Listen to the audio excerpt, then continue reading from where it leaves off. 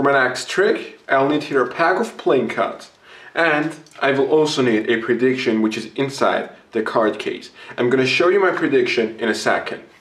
But before we do that, I'm gonna take the cards, flip them around and place them one by one on the table, and I need you to call out stop whenever you want to.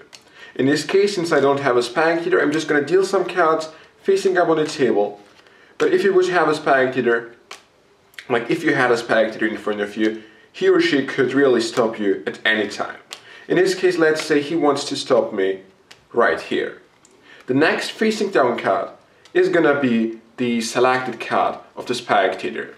Now, before I reveal the card, I'm just gonna leave it in the facing up deck. Okay, so the only facing down card is gonna be your selection. But before I reveal it, I'm just gonna show you my prediction. It is really the single prediction, okay? So there is no other prediction inside the card case. And my prediction was the 5 of hearts. And if everything worked correctly, the only facing down card inside this pack of playing cards, so your selection, right over here, should be the 5 of hearts. The perfect match to my prediction. So here's the explanation for this trick. Now, before you start, you need a prediction. My prediction is gonna be the 5 of hearts, so you're basically going to force it, and you place it in the card case. Then you take an indifferent card. In this case, I use a Queen of Spades, and you put a piece of double-sided tape on the back of it. Okay?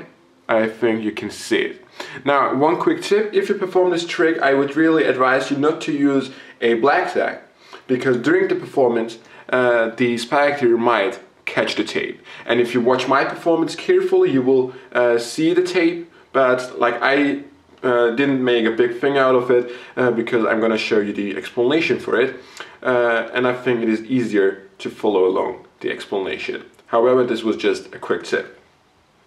And you place it right in the middle of the card, okay, on the back. And I just really bend the card a little bit, so when I place it beneath the deck, it doesn't stick to the card above it, okay?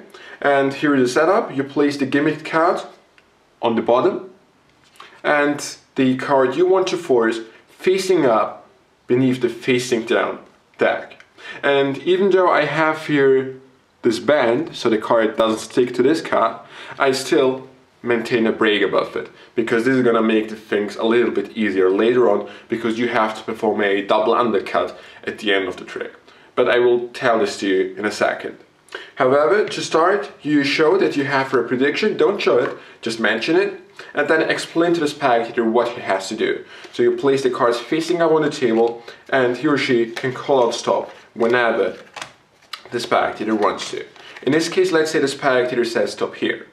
At this point, you take the card, don't show it, place it facing down on top.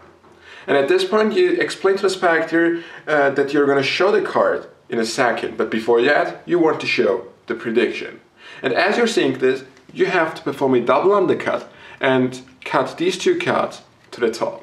Okay, so double undercut. I made an explanation for this move on my channel, so you can search for that.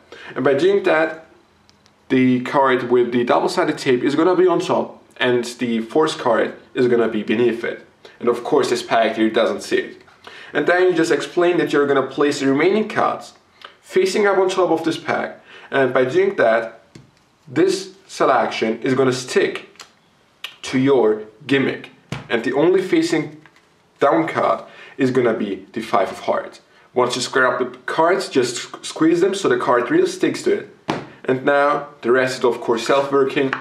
Reveal your prediction, the 5 of hearts, and then spread the pack facing up and explain that their selection, the only facing down card, happens to be the 5 of hearts.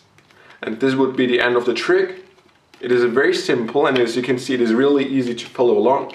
And that's been said, I really hope you enjoyed it, and I see you next time.